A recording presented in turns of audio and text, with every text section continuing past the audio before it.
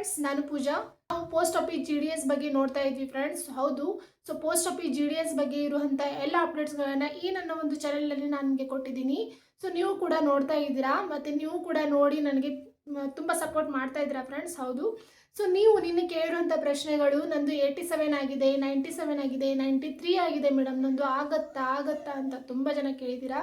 So ನಾನು ಕೂಡ ಅದಕ್ಕೆಲ್ಲ ಕೂಡ ಉತ್ತರವನ್ನು ನೀಡಿದ್ದೀನಿ ಫ್ರೆಂಡ್ಸ್. ಹೌದು, ಸೊ ಯಾರಿಗೆಲ್ಲ ಉತ್ತರ ನೀಡಿಲ್ಲ ಅಂತ ಅನಿಸುತ್ತೆ, ಸೊ ಪ್ಲೀಸ್ ನನಗೆ ಮತ್ತೆ ಮೆಸೇಜ್ ಮಾಡಿ. ನಿಮ್ಮ ಏನೇ ಒಂದು ಕ್ವಾರಿ ಇದ್ರೂ ಕೂಡ ನನಗೆ ಮೆಸೇಜ್ ಮಾಡಿ ಫ್ರೆಂಡ್ಸ್, ನಾನು ನಿಮಗೆ ಅದಕ್ಕೆ ಖಂಡಿತವಾಗ್ಲೂ ಉತ್ತರಿಸ್ತೀನಿ ಫ್ರೆಂಡ್ಸ್. ಇವಾಗ ನೀವು ಅರ್ಜಿಯನ್ನು ಸಲ್ಲಿಸಿದ್ರಾ, ನಿಮಗೆ ರಿಸಲ್ಟ್ ಯಾವಾಗ ಬರುತ್ತೆ, ರಿಸಲ್ಟ್ ನಂದು ಪಾಸ್ ಆಗುತ್ತಾ, ನಾನು ಸೆಲೆಕ್ಟ್ ಆಗ್ತೀನಾ ಅನ್ನೋ ಒಂದು ಡೌಟ್ ಇರುತ್ತೆ ಫ್ರೆಂಡ್ಸ್. ಸೊ ನೋಡಿ, ಯಾರು ಕೂಡ ಡೌಟನ್ನು ಪಡ್ಲಿಕ್ಕೆ ಹೋಗಬೇಡಿ, ಟ್ರೈ ಮಾಡಿದ್ದೀರಾ ಫ್ರೆಂಡ್ಸ್, ಸೊ ಹಾಗೆ ಆಗುತ್ತೆ.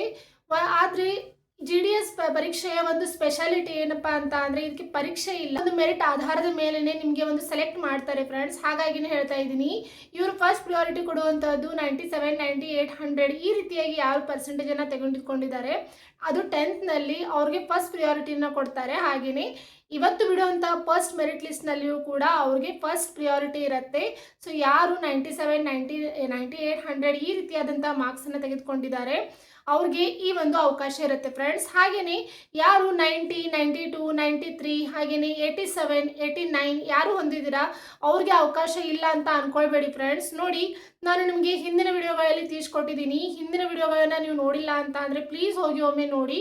ಅದರ ಒಂದು ಲಿಂಕ್ ನಿಮಗೆ ಬೇಕಂತ ಅಂದರೆ ನಾನು ನನ್ನ ಡಿಸ್ಕ್ರಿಪ್ಷನ್ ಬಾಕ್ಸ್ನಲ್ಲಿಯೂ ಕೂಡ ಕೊಡ್ತೀನಿ ಫ್ರೆಂಡ್. 89, 85, 92, 90 ಈ ರೀತಿಯಾದಂಥ ಪರ್ಸೆಂಟೇಜನ್ನು ನಿಮ್ಮ 10th ತೊಗೊಂಡಿದ್ದೀರಾ ಕೂಡ ಸೆಲೆಕ್ಟ್ ಆಗುವಂಥ ಸಾಧ್ಯತೆ ಇರುತ್ತೆ ಫ್ರೆಂಡ್ಸ್. ಆದರೆ ಈ ಮೆರಿಟ್ ಲಿಸ್ಟ್ನಲ್ಲಿ ಆಗಿಲ್ಲ ಅಂತ ಅಂದರೆ ಪರವಾಗಿಲ್ಲ, ನಿಮಗೆ ಮತ್ತೆ ಮೆರಿಟ್ ಲಿಸ್ಟ್ಗಳನ್ನು ಬಿಡ್ತಾ ಇರ್ತಾರೆ. ನೋಡಿ, 5 ರಿಂದ 6 ಮೆರಿಟ್ ಲಿಸ್ಟ್ಗಳನ್ನು GDSನಲ್ಲಿ ಬಿಡ್ತಾ ಇರ್ತಾರೆ ಫ್ರೆಂಡ್ಸ್. ಸೊ ಈ ಎಲ್ಲ ಲಿಸ್ಟ್ಗಳಲ್ಲಿ ನಿಮ್ಮ ಒಂದು ಕ್ಯಾಟಗರಿ ವೈಸ್ ಹಾಗೆ ಡಿವಿಷನ್ ವೈಸ್ ಕಟ್ ಆಫ್ ನಿಂತರೆ ನೀವು ಕೂಡ ಸೆಲೆಕ್ಟ್ ಆಗುವಂಥ ಸಾಧ್ಯತೆ ಇರುತ್ತೆ.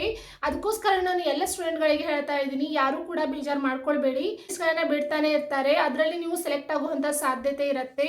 ಆದರೆ ಯಾರು 75, 73 ಹೊಂದಿದ್ದೀರಾ, ಸ್ವಲ್ಪ ಅವರ ಒಂದು ಸೆಲೆಕ್ಷನ್ ಆಗುವಂಥ ಪ್ರೊಸೆಸ್ ಕಡಿಮೆ ಇರುತ್ತೆ ಫ್ರೆಂಡ್ಸ್. ಹಾಗಾಗಿನೇ ಹೇಳ್ತಾ ಇದ್ದೀನಿ, ಟ್ರೈ ಮಾಡಿದ್ದೀರಾ ಹಾಗೆ ಆಗತ್ತೆ. ಹಾಗಾಗಿ ಯಾರು ಕೂಡ ವಿಚಾರ ಮಾಡ್ಲಿಕ್ಕೆ ಹೋಗಬೇಡಿ.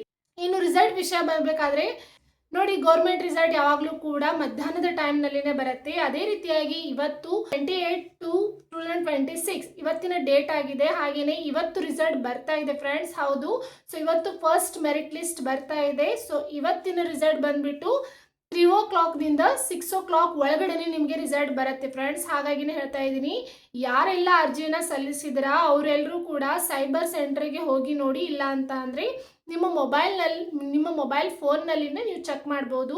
ಯಾವ ರೀತಿಯಾಗಿ ಚೆಕ್ ಮಾಡಬೇಕು ಅಂತ ಹೇಳಿ ನಾನು ಹಿಂದಿನ ವಿಡಿಯೋಗಳಲ್ಲಿ ನಿಮಗೆ ಡೀಟೇಲ್ ಆಗಿ ತಿಳಿಸ್ಕೊಟ್ಟಿದ್ದೀನಿ. ಆ ವಿಡಿಯೋನ ಯಾರೆಲ್ಲ ನೋಡಿಲ್ಲ ಪ್ಲೀಸ್ ಹೋಗಿ ಒಮ್ಮೆ ನೋಡಿ ಮತ್ತು ತಿಳ್ಕೊಳ್ಳಿ ಯಾವ ರೀತಿಯಾಗಿ ನಾವು ರಿಸಲ್ಟನ್ನು ಚೆಕ್ ಮಾಡಬೇಕು ಅಂತ ಹೇಳಿ.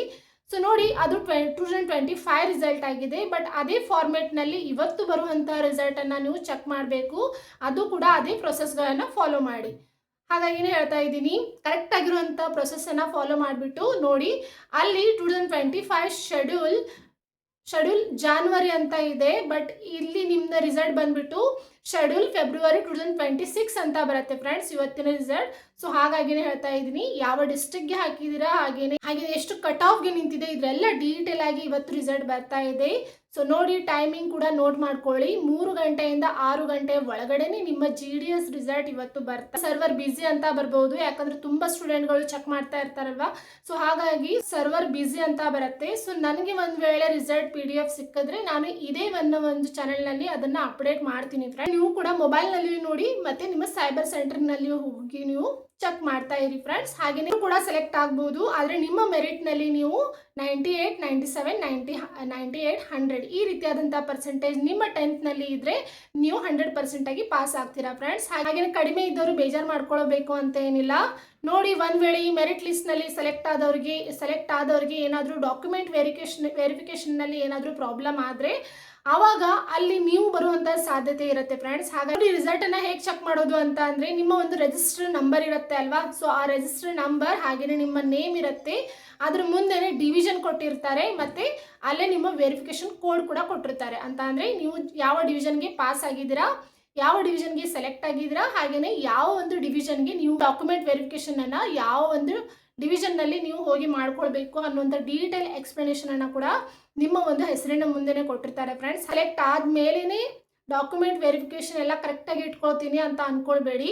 ಇವತ್ತೇ ಹೋಗಿ ಎಲ್ಲ ನಿಮ್ಮ ಡಾಕ್ಯುಮೆಂಟ್ ಯಾವೆಲ್ಲ ಡಾಕ್ಯುಮೆಂಟ್ಗಳು ನಿಮಗೆ ಬೇಕು ಅಂತ ಹೇಳಿ ನಾನು ಒಂದು ವಿಡಿಯೋದಲ್ಲಿ ಮಾಡಿ ತೋರಿಸಿದ್ದೀನಿ. ಯಾರೆಲ್ಲ ನೋಡಿಲ್ಲ ಪ್ಲೀಸ್ ಹೋಗಿ ಒಮ್ಮೆ ನೋಡಿ. ಹಾಗೆಯೇ ಅದರ ಒಂದು ಲಿಂಕನ್ನು ನನ್ನ ಡಿಸ್ಕ್ರಿಪ್ಷನ್ ಬಾಕ್ಸ್ನಲ್ಲಿ ನಾನು ಕೊಟ್ಟಿರ್ತೀನಿ. ಸೊ ಎಲ್ಲ ಡಾಕ್ಯುಮೆಂಟ್ಗಳನ್ನು ಕರೆಕ್ಟಾಗಿ ಇಟ್ಕೊಳ್ಳಿ ಫ್ರೆಂಡ್ಸ್ ಅಂತ ಹೇಳಲಿಕ್ಕೆ ಇಷ್ಟಪಡ್ತೀನಿ. ಬೆಸ್ಟ್ ಎಲ್ಲರಿಗೂ ಇವತ್ತು ಬರುವಂತಹ 3 ರಿಂದ 6 ಗಂಟೆಯ ರಿಸಲ್ಟನ್ನು ಎಲ್ಲರೂ ಕೂಡ ಚೆಕ್ ಮಾಡಿ. ಹಾಗೆಯೇ ಒಂದು ವೇಳೆ ನೀವು ಸೆಲೆಕ್ಟ್ ಆಗಿದ್ರೆ ಯಾರೆಲ್ಲ ನನಗೆ ನಿನ್ನೆ ಮೆಸೇಜ್ ಮಾಡಿ ಕೇಳಿದ್ದಾರೆ ಸೊ ಅವರಿಗೆಲ್ಲ ನಾನು ಉತ್ತರವನ್ನು ಕೂಡ ನೀಡಿದ್ದೀನಿ.